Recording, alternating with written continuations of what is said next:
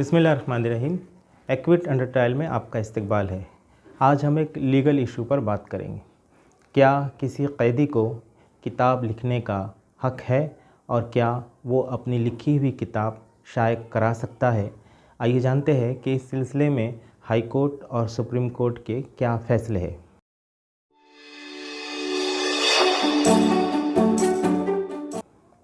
एक कैदी जिनका पूरा नाम प्रभुकर पांडुरंग संगगिरी था, जिनको हुकूमत ने डिफेंस ऑफ इंडिया रूल 1962 के तहत गिरफ़्तार करके बम्बई की अथर रोड जेल में भेज दिया था।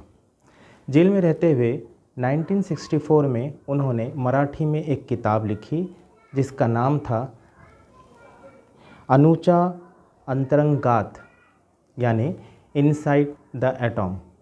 वो साइंस के तालिब इल्म थे, साइंस में मास्टर थे, इसलिए उन्होंने साइंस पर एक किताब लिखी।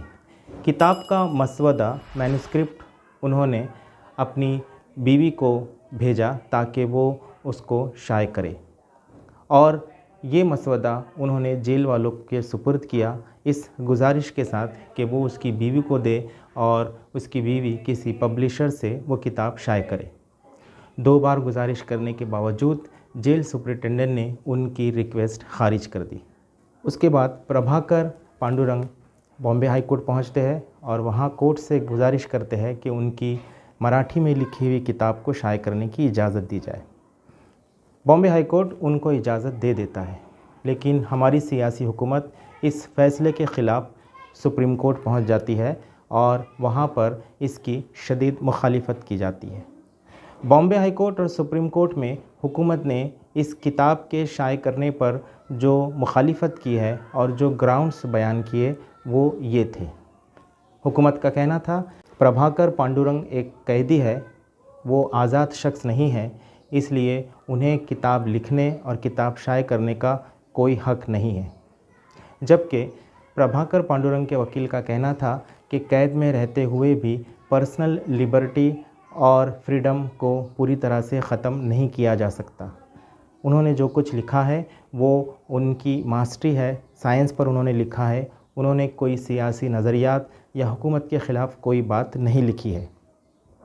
हुकूमत इस बात पर मोतरफ़ है कि किताब के कंटेंशन पर उन्हें कोई एतराज़ नहीं है, बस उन्हें एतराज़ इस बात पर है कि किताब कैदी नहीं लिख सकता और उसकी किताब शाया नहीं की जा सकती।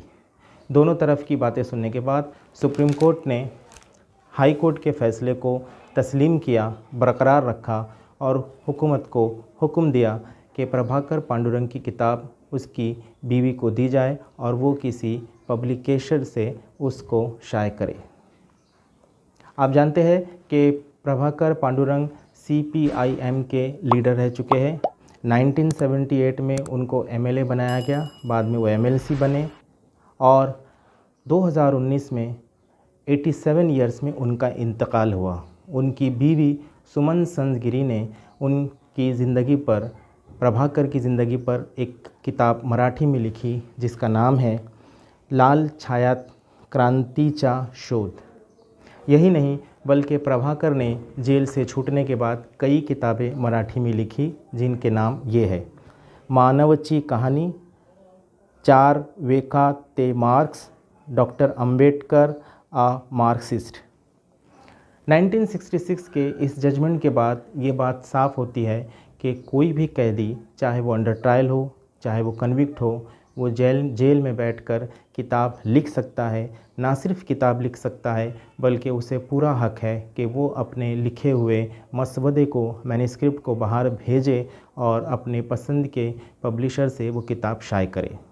आप जानते हैं कि दुनिया भर में कैदियों पर किताब लिखने और उसको शाया करने के मुख्तलिफ जो है हरबे अपनाए जा रहे हैं कि कैदी ना लिखे।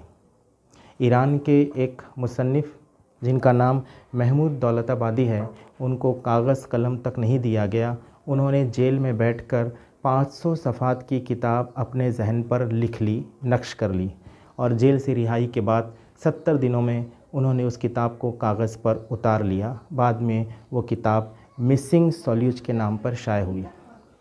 आप जानते हैं कि भारत की जेलों में कई ऐसे कैदी हैं जिन्हें कागज़ और कलम तक नहीं दिया जा रहा है, और सुप्रीम कोर्ट का और हाई कोर्ट का फैसला ये कहता है कि उसकी ज़ाती आज़ादी को नहीं छीना जा सकता और वो जेल में भी किताबें लिख सकता है और शाये कर सकता है। अगर आपको प्रभाकर पांडुरंग संगगिरी का ये जजमेंट दरकार है तो आप नीचे दिए हुए लिंक से हासिल कर सकते हैं। शुक्रिया।